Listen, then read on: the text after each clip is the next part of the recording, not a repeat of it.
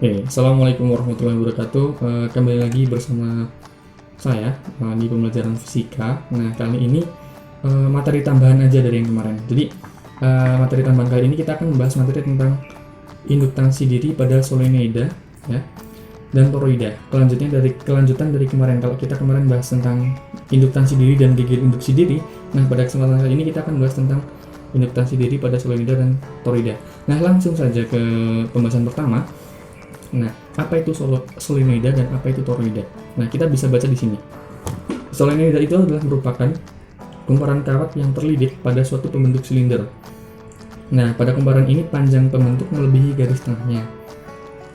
Kemudian bila ada arus dilewatkan melalui kumparan, suatu medan magnet akan dihasilkan di dalam kumparan sejajar dengan sumbu. Arahnya itu sejajar dengan sumbu, arah medan magnetnya. Jadi gambarnya seperti ini. Ini adalah gambar dari solenoida.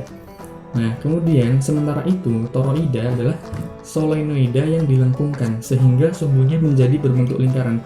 Nah, jadi ketika solenoida ini dilengkungkan dan berbentuk lingkaran, maka itu disebut dengan toroida. Nah, jadi nanti nilai induktansi diri antara solenoida dan toroida dia menggunakan satu persamaan yang sama. Nah, untuk persamaannya kita bisa menggunakan dua persamaan hukum Faraday dan gegel induksi diri nih. Nah, kita bisa mencari nilai induktansi dirinya dari sini. Kita punya bekal kemarin dua persamaan ini. Di pertemuan kedua kita dapat persamaan hukum Faraday. Kemudian di pertemuan ketiga kita bisa mendapatkan persamaan gegel induksi diri. Nah, di sini kita bisa samakan nih. Nah, jadi tinggal disamakan aja, sama dengankan aja ruas kiri, ruas kanan gitu ya. Nah, minusnya ini nanti kita bisa hilangkan. Jadi tinggal misalkan L delta I delta T sama dengan N delta flux per delta T. Nah, kita pindah ruaskan delta I dan delta T karena kita pengen nyari L. Nah, maka jadi seperti ini. Kemudian di sini ada dua variabel yang sama nih, delta T dan delta T. Kita bisa coret, saling coretnya, dihilangkan. Nah, selanjutnya maka kita akan tuliskan ulang jadi seperti ini. Nah, ini adalah kondisi ketika nanti di dalam soal atau kasusnya dia mengalami perubahan flux dan perubahan arus. Nah, nanti di sini kita bisa tuliskan juga bahwa L sama dengan N flux per I. Ini untuk memudahkan penurunan. Jadi nanti kita tuliskan bahwa kasusnya dia tidak mengalami perubahan flux dan tidak mengalami perubahan arus. Nah, yang perlu kita ingat di sini, flux adalah B kali A cos theta. Nah, kenapa cos theta-nya nggak Mas kasih di sini? Karena kita anggap fluxnya adalah maksimum, berarti dia menembus bidang tegak lurus. Jadi cosnya bernilai 0. Cosnya adalah 0 derajat, jadi bernilai 1. Jadi kita tuliskan saja B kali A, karena BA kali 1 kan sama dengan BA gitu ya. Nah, kemudian kita yang perlu ingat di sini juga nilai B atau medan magnet yang perlu kalian ingat yang sudah dipelajari di bab sebelumnya.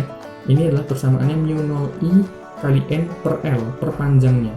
Nah, dari kedua rumus ini kita bisa turunkan menjadi seperti ini. Nah, kita bisa ganti flux dengan BA, kemudian B ini kita diganti dengan μ0I N per L. Nah, di sini kita ada dua variabel yang sama nih, I sama I. Kita bisa coret. Nah, dengan seperti itu kita akan mendapatkan nilai induktansi dirinya, persamaan induktansi dirinya. Jadi L sama dengan μ0 N kuadrat A per L. Nah, kemudian ini adalah keterangannya. Ya, L adalah induktansi diri, N jumlah kumparan, A adalah luas penampang, dan L adalah panjang kumparannya. Ya, panjang kumparan solenoida dan atau keliling lingkaran. Jadi kalau toroida nanti adalah keliling lingkaran menggunakan 2 PR. Nah, kemudian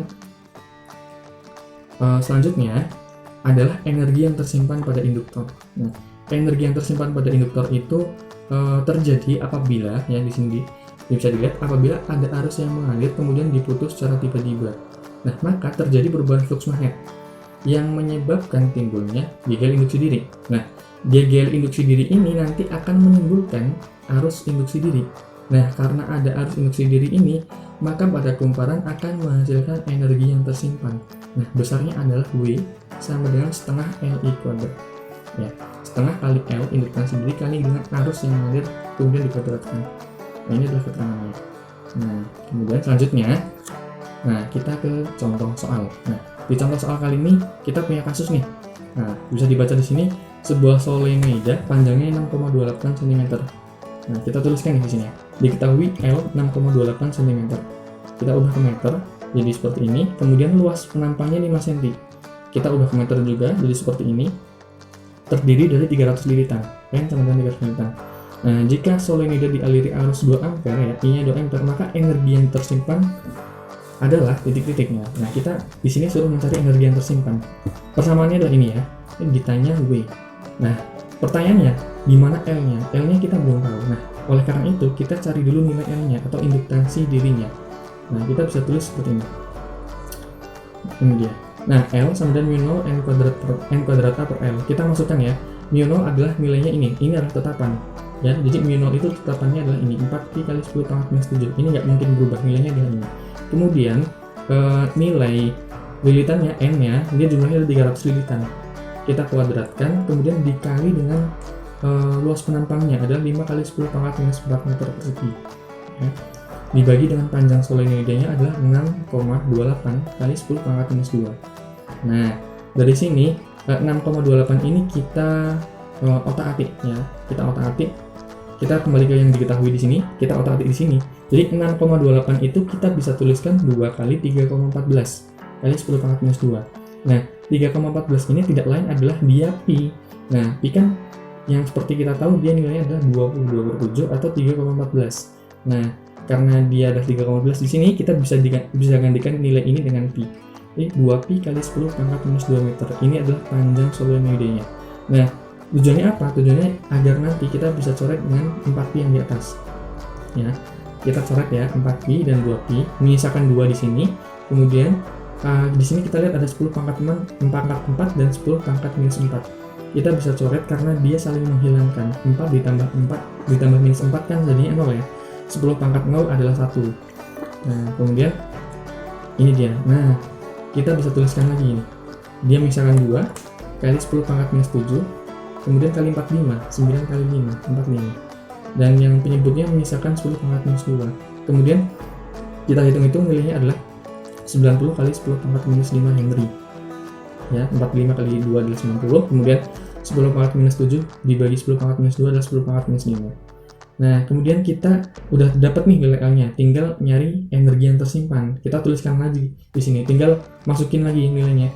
Setengah Li kuadrat setengah kali 90 kali 10 pangkat minus 5. Kita tuliskan, masukkan aja di sini. Kalikan arus 2 ampere, kemudian dikuadratkan 2 kuadrat. Jadi seperti ini. Nah, 4 dan 2 bisa kita coret. Nah, hasilnya adalah ini dia. 180 kali 10 pangkat minus 5 joule atau 1,8 kali 10 pangkat minus 3 joule. Jadi hasilnya adalah ini dia ya.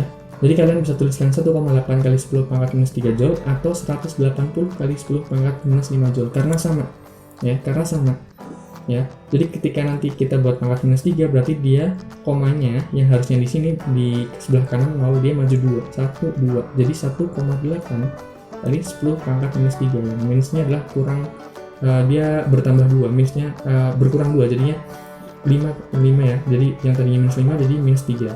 Nah, ini adalah hasil dari pertanyaan ini. Jadi energi yang tersimpan pada solenoida adalah ini. Nah, kita perlu cari dulu tadi nih ya, karena kita belum tahu nilai L-nya, kita cari nilai L-nya. Nah, itu adalah materi tentang induktansi diri ya. Induktansi diri dan juga energi yang tersimpan pada induktor. Kita langsung dapat 2 konsep di sini dalam satu soal.